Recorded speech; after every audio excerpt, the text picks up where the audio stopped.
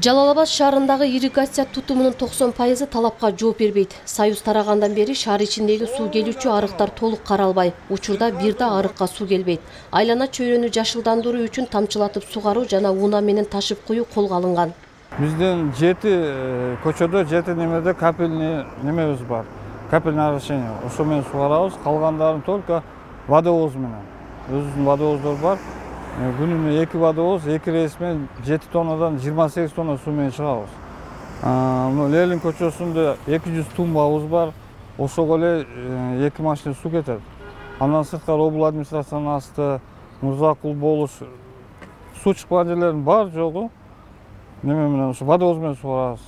Жалал Абад шаары боюнча 2 чоң парк бар болгон болсо, алардын бири Жеңиш эс алуу багы болсо, ал эми бири мына ушул биз турган Токтогул эс алуу жайы.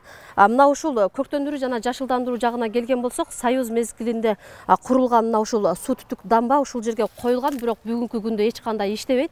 Эскилиги жеткен бойдон ичи мусорго толгон. Мына ушул жердин айланасы деле бүгүнкү күндө багдарактары кургап, талапка жооп бербейт.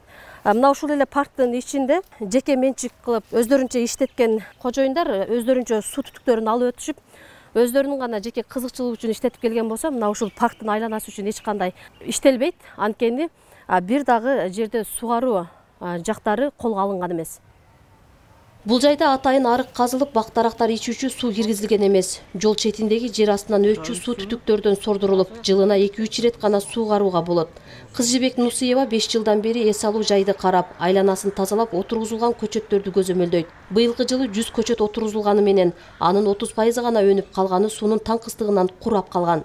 Суу таңкыс болуп чыкпай атат. Түндөсү водопровод мынерден кранттарды жаап түнү. Ошондо берет эле былтыр 2 жолу сугарганбыз. Мурдагы жылы 3 жолу сугарганбыз.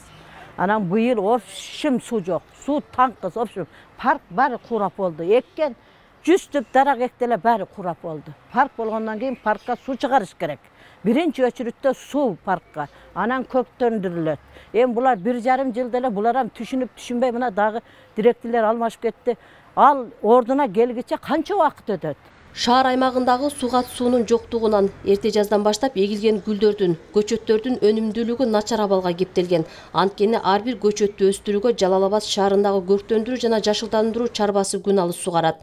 Күндүн табынын жогорулашы менен суу таңкыс болгондуктан түнкүсүн суугаруу иштери жүрүүдө. Бизде азыр суугаруу маселеси боюнча күн ысып атат, катуу. Ошол жашап биз түнү чыгабыз сууга. Суу канал күндүзү элдерге давление жетпейт деп только түнү сугарылып атат. Азыр 9-дан таңкы саат 4-5 чейин сугарып атабыз ар бир объектилерде. Жогорудагы суунун тартыштыгынан улам Жалал Абад шаарынын аймагына техникалык суу чыгаруучу жайды куруу пландалууда. Андан сырткары мурунку эскилиги жеткен 3 бургулоо жайын кайра оңдоп түзөөдөн өтөт.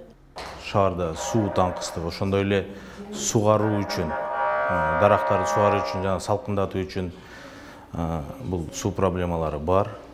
Биз бүгүнкү күндө 6 насосту, 6 скважина чыгаруу боюнча иштерди жүргүзүп жатабыз. Бул боюнча проектлерибиз даяр. Бул жерде ушул 3 эски, мындайча айтканда, туруп калган скважиналарыбыз бар.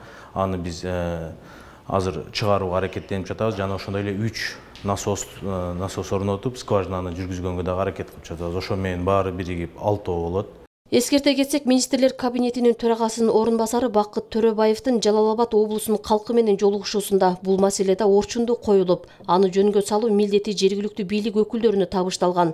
Андыктан жогору жактан катуу коюлган маселени оң жагына чечүү милдети бийлик адамдарында калды. Айгүл Семетева, Манас Назаров, Жалал Абад шаары.